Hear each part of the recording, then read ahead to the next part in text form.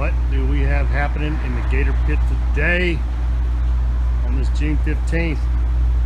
Extremely hot day today, humid as all get out, guys.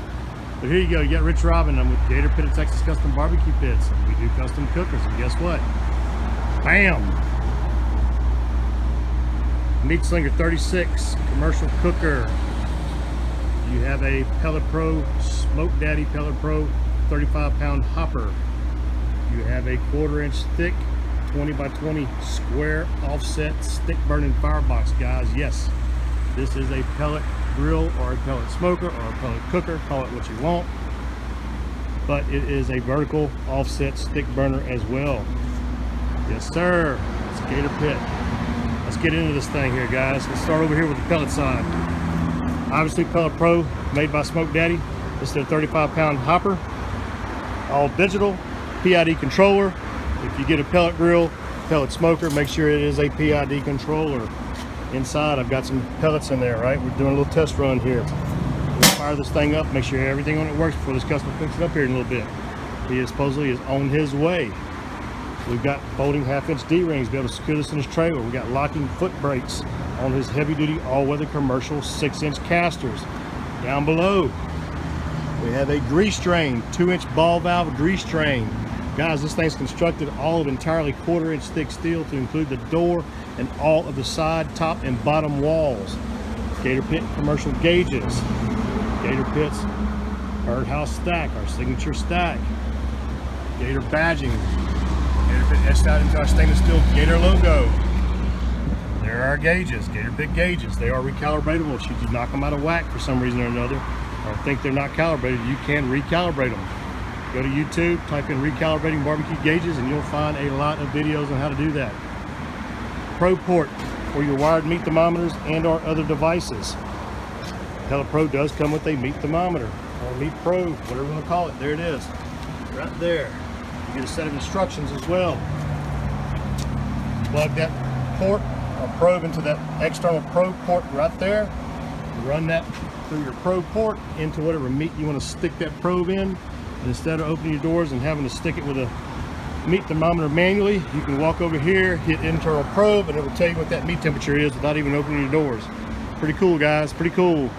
That's the wire for your RTD probe. That is your temperature probe inside that this hopper runs by. That is the most important thing than your door gauges. Your door gauges can be a little off based on how much meat you have in there and where that meat's sitting in there. That is the most important thing on these pellet grills or smokers. Over here we got the offset firebox. Again, 20 by 20 square, 1/4 inch thick, and it does have gas assist. I'll fire that up and show that to you here in a little bit. Stainless steel cool touch handles.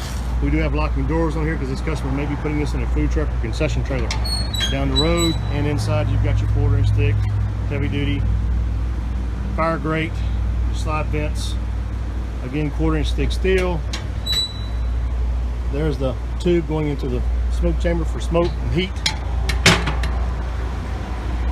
Cover plate for your gas, protect your gas lines. That is 1/2 inch gas pipe, and brass ball valve, control valve, and a quick connect regular hose.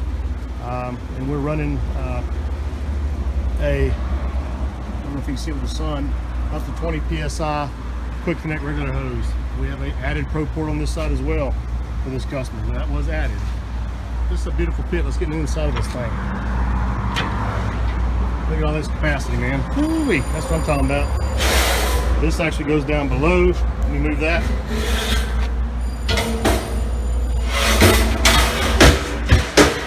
There you go. Now you've got your meat racks in there. A lot of cooking capacity, guys. 4 meat racks are standard. This customer added extra slides. There's one there, and there's one there. Very nice. A lot of capacity in here, guys. This is commercial cooking. Again, 1/4 inch thick. That is 1/4, guys. 1/4 inch thick steel. Down below, you have your 11 gauge grease pan that I mentioned, and 11 gauge heat shield that's below that. That's underneath or over on top of the stainless steel fire pot.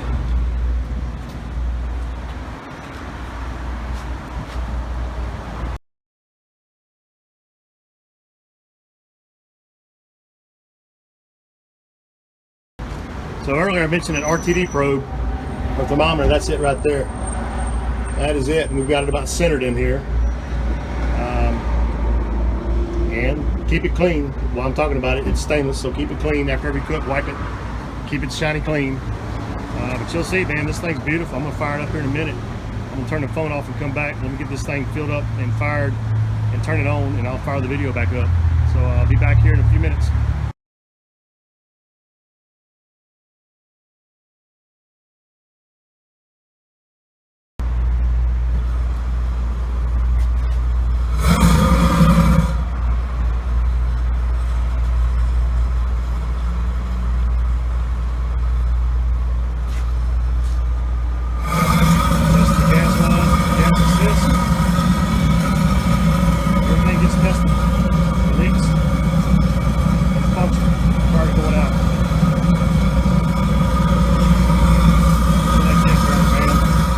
These in-house, guys. We don't buy these burners. We make these in-house.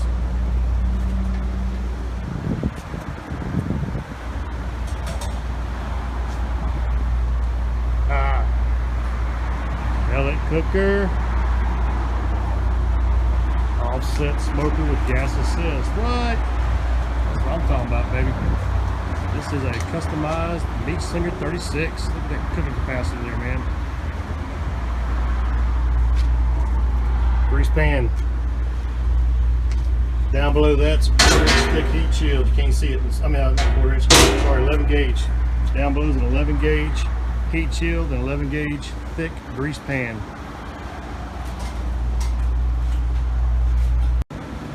All right, guys, I'm back. I got the auger charged with the pellets. I put some pellets in it, just enough to run it and test it.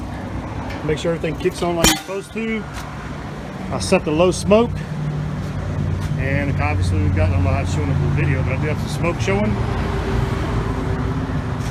Maybe I can get you a shot like that, you can see. Got my stack about halfway. That is a big 6x6 stack, by the way, as you can tell. There we go. Now we got some more smoke rolling out. Can y'all see it there? I don't know, but we got smoke rolling out. And this is the low smoke mode. And I'm gonna set this thing here.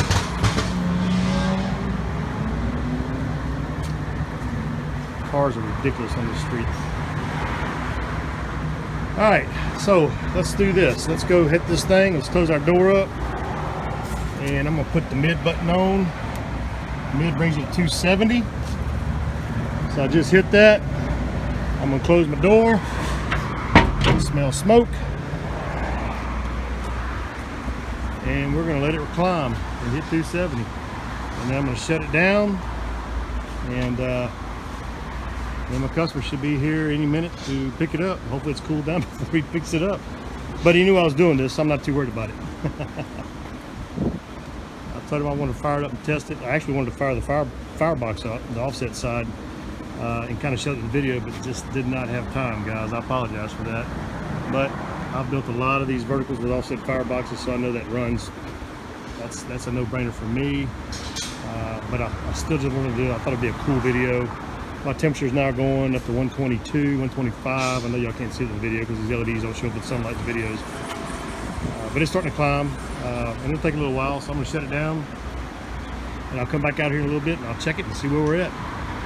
Like I mentioned earlier, these gauges on a pellet grill don't really matter a whole lot because that whole thing is electronically controlled, and the temperature reading there is the only thing that matters on these pellet grills. Offset smoking, then that's when these are going to be more important. And some people may say, well, why? Why is that? Well, here's why. I mentioned earlier that RTD probe in there, right? That's what's telling the brains over here that's running this cooker, setting it to cooking temp. That's what's telling what the ambient temperature is inside there.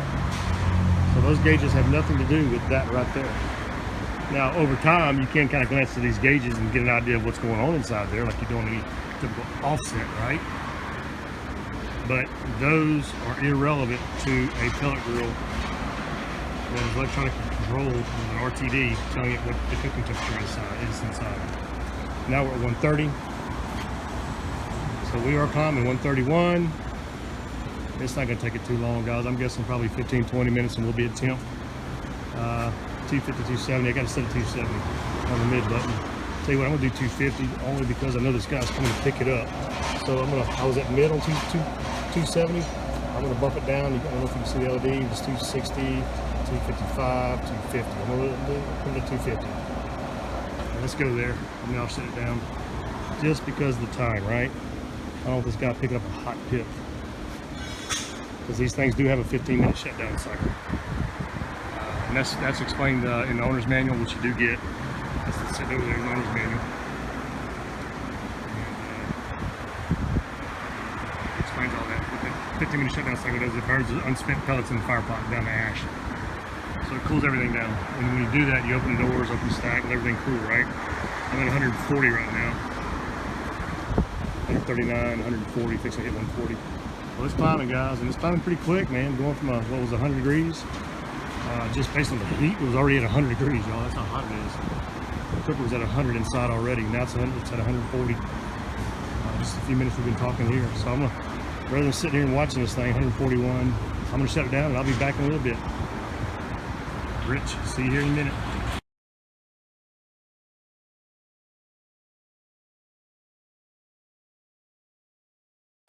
All right, Gator Pit Ritch back out here now. I don't know how long it's been. I was with a customer. Actually, I was with the customer. Chad came to pick this up, so I don't know how long it's been before it got to 270, but it is at 270. I did go ahead and bump it back up to 270. I mentioned in previous videos, and I bumped it down to 250. But Chad got here and said he wasn't in a hurry, so we went to 270, and there we go. It's 265. It's going to kick back home. It's going to bump it back up to 270, 275. There it goes, already 266. So guys, this is the Meat Slinger 36 model with an offset firebox. You got the 270 with no problems, obviously. Maintaining 270, 268 right now. Let's open this thing up. Let's feel some heat. Ooh, look at that smoke rolling out. I don't know if you can see it or not. That's some smoke rolling out, and I can smell some burnt metal. That's good. All Chad needs to do now is put some oil in there and fire it back up and season it before he starts cooking. There you go, Ritch Robin Meat Slinger 36 pellet cooker with an offset square firebox. I don't need to fire that up, guys. I've been building these vertical offset smokers for 30 years. I know how that works, and I know it works, and I'm not even worried about it. But I did want to do it for a video, but just didn't have the time. But I did want to show that this big old pit does get the 270 with no problems. It'll get hotter than that if I crank it up. These are made for smoking, not for grilling, guys, so don't think you can go there and slap ribeyes and all that on there. This is a big pit, and it is designed for smoking, low and slow. I'm pretty sure you can get up to 350 on it. I've done it before, which gets pretty hot for a big pit like this. But this is designed to make your catering a lot easier, cooking low and slow. I'm Ritch Robin. This pit's designed and built for Chad Tark Barbecue out of Katy, Texas. Chad, you want to say hi to everybody? Chad don't want to get on there. He's bashful. I'm not bashful. Guys, Gator Pit. See ya.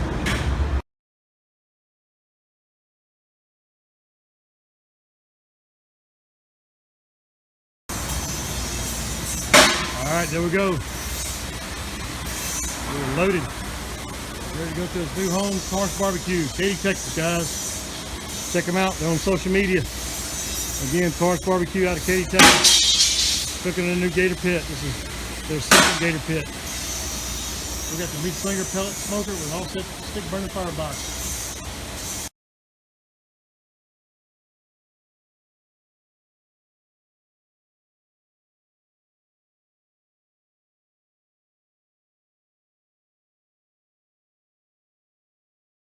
Ritch Robin, see ya.